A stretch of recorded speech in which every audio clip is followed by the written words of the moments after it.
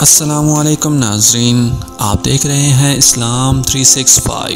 یہ ایک فاحش عورت کا گھر ہے، اس کو بہت جگہ سے راشن آتا رہتا ہے۔ ناظرین، یہ ویڈیو ضرور سنیں اور اس کو اپنے دوستوں کے ساتھ شیئر بھی ضرور کریں۔ راشن کی تقسیم کا سلسلہ شروع تھا۔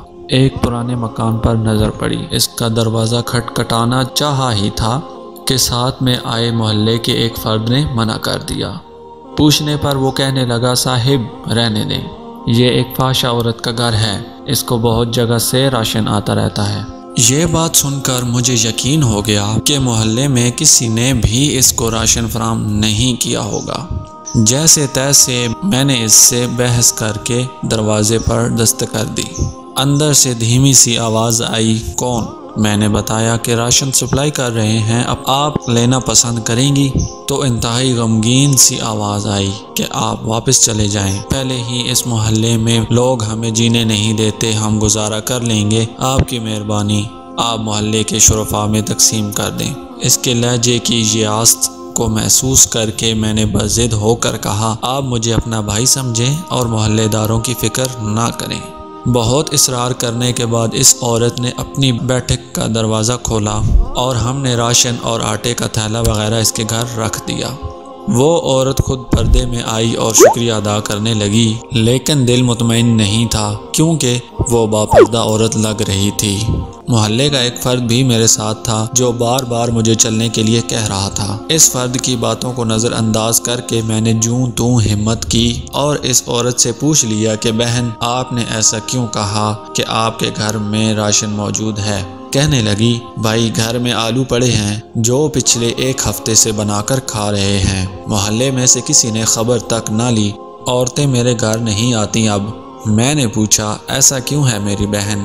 وہ بے کس عورت آنکھوں میں آنسو لیے بولی، میرے خاوند کو وفات پائے 2 سال کا عرصہ ہو گیا ہے، اس وقت بہت حالات اچھے تھے، میرے 2 بچے ہیں، کچھ وقت ٹھیک گزرا، میرے والد میرے لیے جتنا کر سکتے تھے کرتے رہے، ان کی وفات کے بعد حالات خراب ہونا شروع ہو گئے، بچوں کا اور گھر کا نظام مشکل ہو گیا۔ ایک دن میرے خاوند کا قریبی دوست کچھ عرصہ بعد باہر سے آیا، اس نے مجھ سے بہت افسوس کیا اور مجھے کچھ پیسے دے کر چلا گیا۔ پھر وہ کچھ دن بعد آیا اور مجھے گھر کا کچھ راشن دے گیا۔ دوسری دفعہ لوگوں نے جب میرے دروازے پر گاڑی کھڑی دیکھی تو طرح طرح کی باتیں کرنا شروع کر دی۔ پھر جب وہ واپس بیرون ملک لوٹنے لگا تو جاتے ہوئے میرے گھر آیا اور کہا، بہن یہ میرا نمبر ہے، آپ کو کسی بھی چیز کی ضرورت ہو تو اپنے بھائی سے کہنا، کسی محلے دار سے مانگنے کی ضرورت نہیں۔ وہ باہر نکلا تو محلے کے لوگوں نے اسے پکڑ کر مارنا شروع کر دیا کہ تم نے ہمارے محلے میں گند مچایا ہوا ہے۔ یہ سن کر میں نے چلانا شروع کر دیا کہ تم لوگوں نے میرا حال تک نہ پوچھا، اور اگر کوئی بھائی بن کر میرا خیال کر رہا ہے تو تم اسے بھی مار رہے ہو۔ شرم سے میری جان نکلی جا رہی تھی کہ اتنی ہمدردی کا یہ صلہ ملا اسے۔ وہ بھائی ان کو سمجھاتا رہا کہ یہ میری بہن جیسی ہے، لیکن محلے کے لوگوں کو جیسے ایک تماشا ملا تھا لگانے کو۔ خیر وہ جان چھڑا کے وہاں سے چلا گیا۔ کچھ عرصہ تک مجھے اگر کبھی ضرورت ہوتی تو میں کال کر دیتی شرمسار ہو کر ان کو، اور وہ مجھے بینک میں پیسے حسب ضرورت بھیج دیتے۔ پچھلے 2 ماہ سے ان کو کال نہیں کی، اور پھر یہ کورونا وائرس کا مسئلہ ہو گیا تو سنا ان بھائی کے ملک کے حالات زیادہ خراب ہیں۔ دوسری بار میری ہمت نہ ہوئی کبھی ان کو کال کرنے کی۔ اب بیوہ سمجھ کر اگر کوئی میری مدد کرنا بھی چاہے تو محلے والے مجھے غلیظ نظروں سے دیکھتے ہیں، اور محلے میں اتنے شرفاء ہیں کہ ہر کوئی گزرتے ہوئے میرے دروازے پہ جھانک کر جاتا ہے، باہر جاتے ہوئے مجھے گھورتے ہوئے جاتا ہے، اپنی عورتوں کو میرے گھر نہیں آنے دیتے۔ یہ وائرس تو بہانہ رکھا ہے اللہ نے ہمیں راشن بھیجنے کا، ورنہ ضرورت کا سامان تو بالکل ختم ہونے کو ہے۔ کچھ دنوں سے اس بھائی کو کال ملانے کا سوچا، لیکن ضمیر نے گوارا نہ کیا۔ سوچا کہ پتہ نہیں ان کے اپنے حالات کیسے ہوں گے۔ میرے بچوں کو بھی اب محسوس ہونا شروع ہو گیا ہے کہ محلے میں ہماری ماں کو لوگ کس نظر سے دیکھتے ہیں۔ ہمارے نبی صلی اللہ علیہ وسلم تو دشمنوں کی بیٹیوں کے سروں پر چادر رکھا کرتے تھے۔ یہ کہاں کے دیندار لوگ ہیں کہ اگر کوئی میرے گھر میری مدد کو آتا ہے تو اس کو اس قدر مشکوک نظروں سے دیکھتے ہیں کہ لوگوں نے ڈر کے مارے مجھے زکوٰۃ تک دینا چھوڑ دی۔ یہ باتیں کرتے کرتے اس کا دوپٹہ آنسوؤں سے بھیگ گیا اور جو میرے ساتھ آدمی بیٹھا تھا وہ شرم سے پانی پانی ہو رہا تھا۔ مجھے پتہ ہی نہیں لگا کہ میری آنکھوں سے آنسوؤں کی جڑی لگی ہوئی تھی۔ ہم نے راشن کے ساتھ کچھ نقد رقم بھی اپنی طرف سے ادا کر دی۔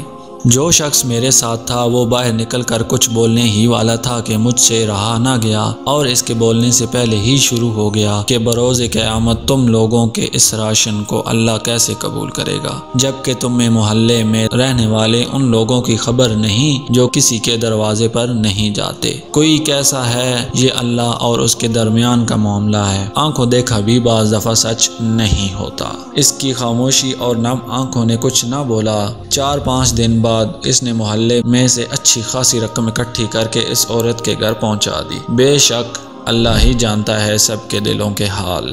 ہم کریکٹر کو چھوڑ کر یہ تک سوچ کر کچھ نہیں دیتے کہ یہ وہابی ہے، یہ سنی ہے، یہ شیعہ ہے۔ خدا را یہ سوچنا بند کر دے کہ فلاں ضرورت مند ہے یا نہیں۔ اگر اللہ تعالی ہمیں دیتے وقت یہ نہیں سوچتے کہ یہ ضرورت مند ہے یا نہیں تو ہم کون ہوتے ہیں یہ فرق کرنے والے؟ اپنی بہترین کوشش کر کے ضرورت مندوں کو دیں، اور کسی نے دھوکے سے سامان لے لیا تو وہ اللہ اور اس کا معاملہ ہے، آپ کی نیت پر کوئی شک نہیں اور آپ کو پورا ثواب ملے گا انشاءاللہ۔ آخری بات، خدا را دل نرم کیجئے اور اپنے ارد گرد موجود ضرورت مندوں کا خیال کیجئے۔ اس وقت کا انتظار نہ کریں جب کوئی عورت بچوں کی بھوک سے مجبور ہو کر گھر کی دہلیز سے باہر نکل کر ہاتھ پھیلائے اور پھر معاشرے میں موجود ہمارے جیسے بھیڑیے فقط چند نوالوں کی خاطر اس سے اس کا سب کچھ چھین لیں۔ ہاتھ جوڑ کر التجا ہے کہ خود باہر نکلیں اور ایسے لوگوں کو